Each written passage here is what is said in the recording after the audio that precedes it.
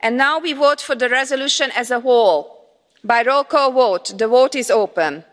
Following much hype, alarmism and lobbying, the EU Parliament has voted to declare a climate emergency. The vote is closed. And the resolution is adopted. The decision is being feted as an important milestone in European and global policy making ahead of the UN climate meetings in Madrid. But these celebrations may be premature. MEPs voted 429 to 225 in favour of the motion, meaning that although 2/3 of MEPs supported the motion, nearly a third objected to it. Far from representing a consensus, this division suggests that Europe is increasingly divided on the issue of climate change. The real test is not a vote in Parliament, but how Europe's economy will cope with the cost of politicians' green ambitions. Ahead of the vote, President of the European Commission, Ursula von der Leyen, announced plans to invest €3 trillion in climate protection over the next decade.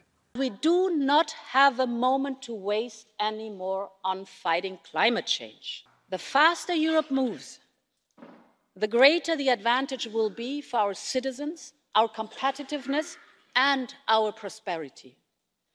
The European Green Deal is a must for the health of our planet and our people and for our economy.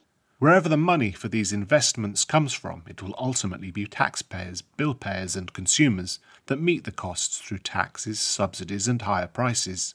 The budget is equivalent to €6,000 per European citizen, but the consequences go much further than the direct economic costs.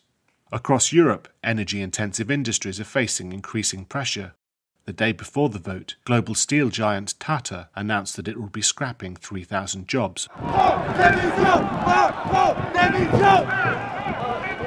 As these costs and their consequences are increasingly felt by businesses and individuals, MEPs will have to either respond to voters' anger or face losing their seats.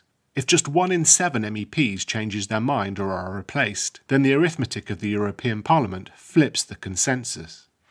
The EU's climate consensus is extremely fragile, and it is unlikely to survive the burden it will put on Europe's population.